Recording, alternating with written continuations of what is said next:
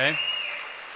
Now, before Mark comes up, I want to introduce him to those of you who haven't had the honor or privilege of working side by side with this man. I'm going to tell you a little bit about his story, and Mark's going to come up and share with us tonight some of his observations about life. And I'll start by talking a little bit about Mark's history. Mark started in a business career in the mattress industry, if you will, many, many years ago, actually, as a waterbed retailer. And I didn't go into too much detail on those days, but they were pretty wild days back then. Many of our current retailers were once waterbed retailers, and we know what they went through. After being a waterbed retailer for a while, he went to work for Mattress Giant, and then had a stint with Verlo Mattress. And one day, about 10 years ago, Mark had the opportunity to join the Tempur-Pedic organization as a sales representative in the state of Illinois. Now, Mark's a Texan, so and all of his career with Tempur-Pedic was in the upper Midwest. So the Texan in him is going to be a little out of place in the Midwest, but it never bothered Mark. He worked with the likes of people like George Bruni at Art Van. He worked very closely with Glenn and Vito at Back to Bed, and was actually one of the people that was very instrumental in growing the Tempur-Pedic business, really for the 9 years that he was actively involved in our field sales organization. In late 2011, Mark got the unfortunate diagnosis that he had bladder cancer, and had some immediate surgery and did some things as best he could and began his treatment, and continued to work. And he would work, and he'd be with us for several weeks, and then he'd, because of the treatments, would be gone for a little bit. Then he'd come back. Never wavered once in his commitment to the company, the commitment to his job, his commitment to his customers. Never wavered a single time. He fought that battle in 2012 and 2013 for the entire year. And in late 2013, early 2014, was diagnosed as that the cancer had moved. And he went through some series of operations and procedures, and afterwards, in late April, early May 2014, after one particular doctor's appointment, he sent Bob a text. And in true Texan format, I can't tell you exactly what that text said, but it was something along the lines of, "I'm effed. We need to talk." Mark at that point was given 6 to 12 months to live. So Bob immediately reached out, and a lot of care back and forth between the two of them. And but again, true to his spirit, Mark never wavered. He immediately went into action mode. He immediately went into planning what he was going to be doing for the next several months. And he's going to tell you about some of those things tonight, and he's going to tell you about some other observations he had. But I'm just really thankful that he's here. I'm thankful that he joined us tonight.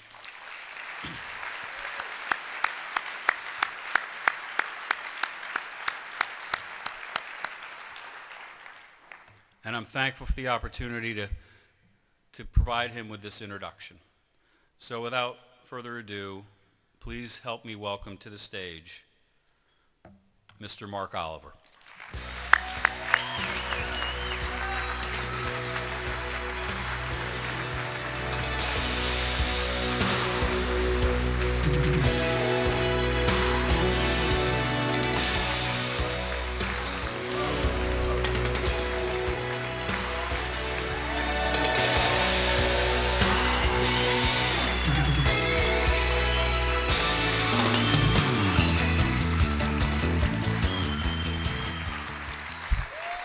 Sit your asses down. Okay. Holy shit. This is a little intimidating. I have to say this. I'm going to try to make this short, first of all, because we know it's important. Get the hell out of here and get to the bar, right? And I'm not exactly sure why they asked me to speak, but I've been accused by a vice president in this room of being a guy who never met a microphone he didn't like or a camera he didn't like. So it'll be okay, I think. Yeah, I started with Temper about 9 years ago. And, Temper was a much smaller company then. And, can you say 500 million bucks? That's chump change now. But here's what happened. I went to my first meeting. And you guys know, okay, we're all sales guys, right? Okay, there's always the jerk. All right, yeah. I went to this sales meeting. And there were 10 or 12 or 14 of us. It wasn't very big. It was just a regional meeting. And I remember coming back and telling my girlfriend, everybody was cool. There wasn't a jerk. Yeah. How about that? That never happens. Yeah. And so anyway, back then, Temper was a little bit different. We had to be a little bit more flexible. And so I started off in Milwaukee. The company moved me to Champaign, Illinois, because my boss didn't want me to live in Chicago. And then I was in Indy for several years. And I was in Chicago for the last 6. And, Rick was telling me about how we have a lot of new people in this room that don't come from Sealy and don't come from Temper. And I get questions all the time about, what do you do to go places in this company? Well, my daddy used to say, you're going to hear some daddy says tonight, by the way. And but daddy used to say, ability is what makes all the difference in the world. But I'll tell you what, there's one ability that's somewhat unaccounted for, and that's availability. If you're available, hey, things happen, Now, I have to. It's a little bit easier for me than some people because I'm the no house, no pet, no spouse, no dead guy. So not everybody can say that. So it's easy for me to move. I just pack up the shit and go. And now, unfortunately, I'm not Jake Olson or Stuart Scott or one of these Jimmy V's. I'm not gonna, I don't have that kind of inspirational stuff. But I will say this. Cancer doesn't make you any smarter. And cancer doesn't give you any more insight. And it doesn't give you any profound knowledge. I wish it did. But, because I could use all that I could get. But what it did for me was give me perspective. Perspective in time. In the dock, you're sitting there in that office, and you've known this guy for years. And he goes, man, 6 months or a year. Now that's the bell curve, Mr. Oliver, blah, blah, blah. And you're going, well, damn. What do I do tomorrow? What do I do the next day? Seriously. What am I going to do? And so what I decided to do was live it up. And living it up to me is, everybody has their own definition of what live means. Now to me, oh, by the way, excuse the voice. I didn't have a voice a month ago, believe it or not. I had to have a little procedure, and they brought it back a little bit. So it's those people that saw me this summer knew that it went away for a while. So, hey, you know what it's like for a sales guy not to be able to talk? Now that's screwed up. Okay, so what I did, I'm going fishing. Now, fishing, you're thinking fishing. Just a Texas bass guy. Well, I'm actually not. I'm one of these yuppie fly fisher guys. And a lot of folks out in the room know that. So in June, I was in the Keys, and July I toured all up and down the Rockies with my girlfriend, a dog, a Yeti cooler, and a tent. And my daddy used to say that trout don't live where it's ugly. And that's the truth, man. That's the truth. And You know, been to Belize a couple of times. I've been going there for many years for bone fishing permit. I did, then I went to Europe for a couple of weeks, and I'll tell you about that in just a moment. And the next big one on the list is Patagonia next Friday. And so going to fish in the Andes along the Chilean-Argentinian border for, they say that there's these 24-inch trout. I've seen the pictures. I don't know. You know, fly fishermen are live fishermen. And we'll see what happens. And then we're gonna bounce over to Uruguay and try to catch what's called a golden dorado. And we'll see what happens and spend a couple of days in BA. But the point is this, and I've talked to Mark and Rick about this. Fishing for me is just getting outside. Man, I'm standing in the stream, in clear water, stalking a trout, standing on the front of a flats boat, calm, sunny day, sun in your face, smell the ocean breeze, smell the pine trees. It's pretty nice, man. It's a good way to live. Anyway, so living it up. I'm also doing some crazy stuff. Oh, I mean, I drank Coors Light for many years.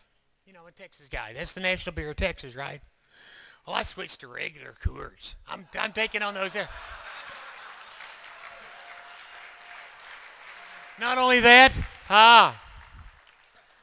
no more fat-free milk. I've gone 2%. I'm living it up. So, you know, life is what it is. But what does that have to do with us? Well, you know, we've had anybody heard the word unleash in the last couple of days?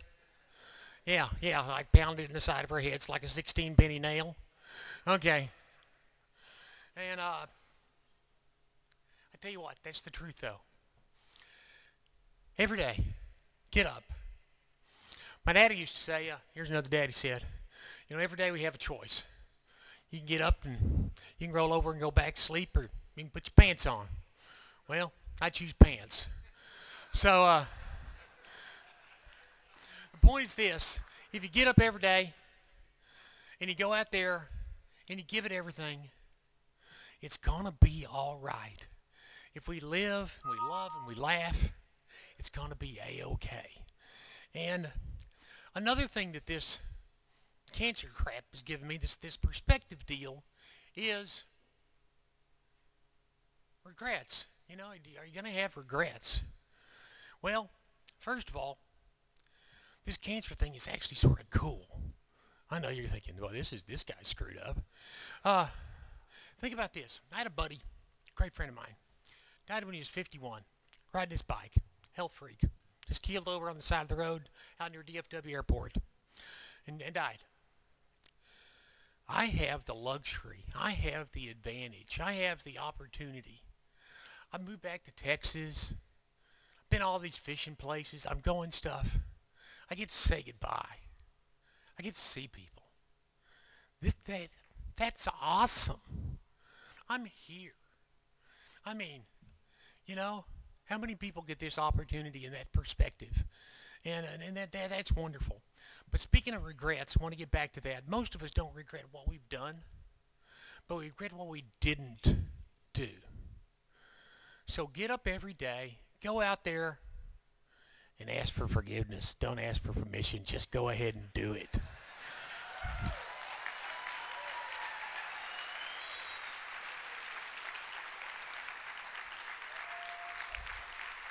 Now that's living. Now, the other thing is, you know, if we live and we love and we laugh, everything's going to be just fine.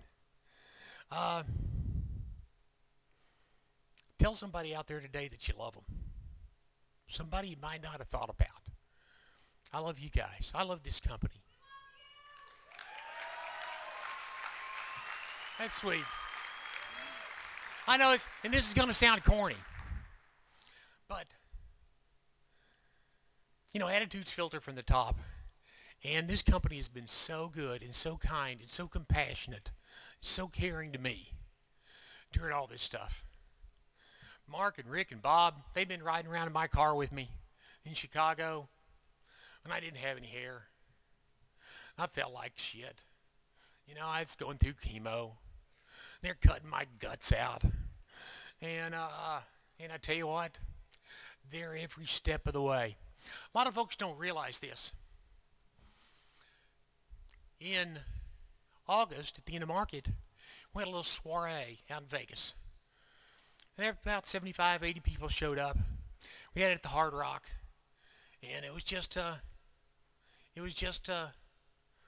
for me. And Mark was there, and Rick was there, and Bob was there. We had a bunch of people that used to work for the company and people that work in the industry that I've known for many years. And everybody showed up, and it was great. The point is this. Nobody asked for any pub. Nobody told anybody about it. Wasn't a big deal. But we work for a company with character that you just don't understand sometimes. And it's hard to get that out when you're a $3 billion company. It's hard to get that message out. That we work for people. And people that care. And people that give a damn. And, you know, how often have you seen Mark Sarfrey do shots?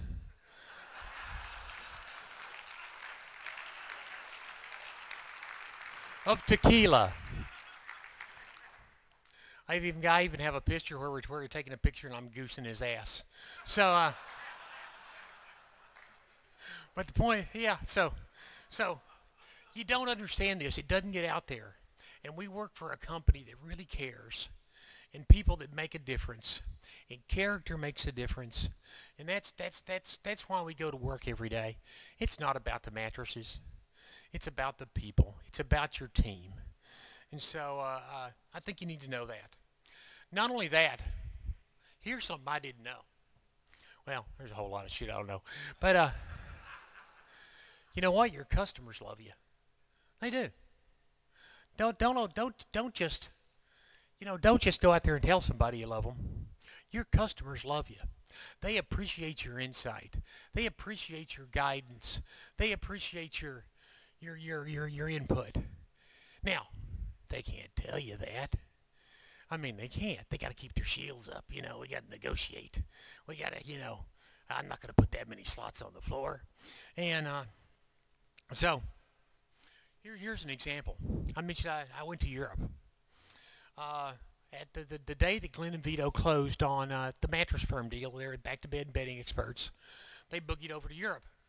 Well, I'd been over there for a couple of days in Paris, and we hooked up at Munich for Oktoberfest. And we had fun at Oktoberfest, and then we spent 2 weeks in Italy. Vito's from Italy, and still has family there.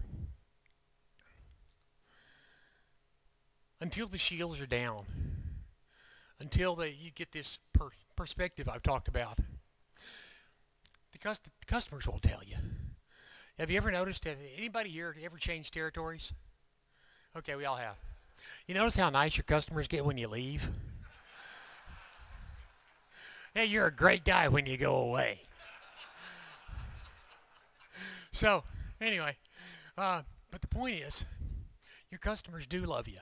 I saved a message from Vito the day I called him and congratulated him about the Mattress Firm deal. And he actually even said the words, you know, Mark, you're a big reason why we're able to put this deal together. You know, you made us money, you made us profitable, you made a difference in our company. And if it wasn't for the disease, if it wasn't for this perspective, if it wasn't for this timeline, they wouldn't tell you that.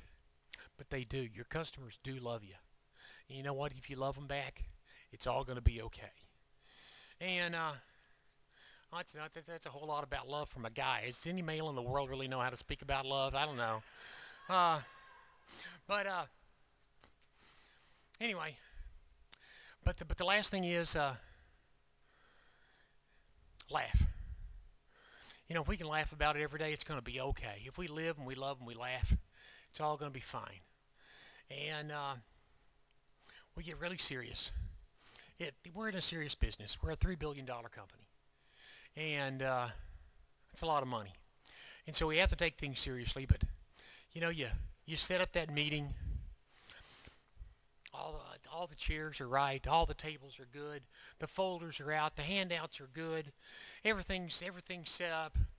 You show up the next morning and all the balloons are down. Well, hey, if that's the worst thing that happens today, it's going to be an easy day. Trust me. And so just laugh about it. It's going to be just fine. Smile and all that. One thing I did forget to say, I forgot what Daddy said.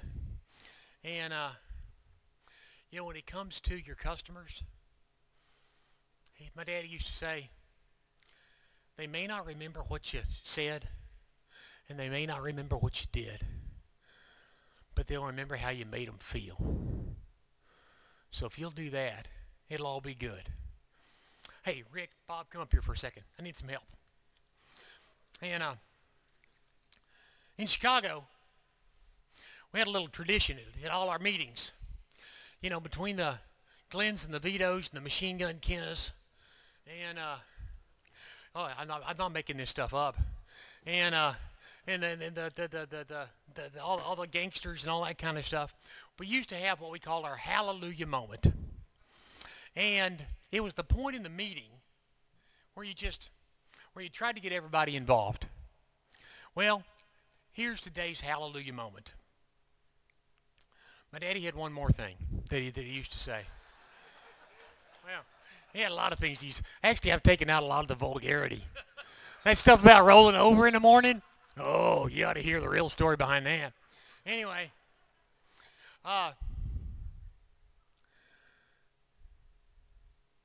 every day that my gratitude exceeds my expectations, it's a great day. And this has been a hell of a day. Everybody give me a hallelujah. Hallelujah.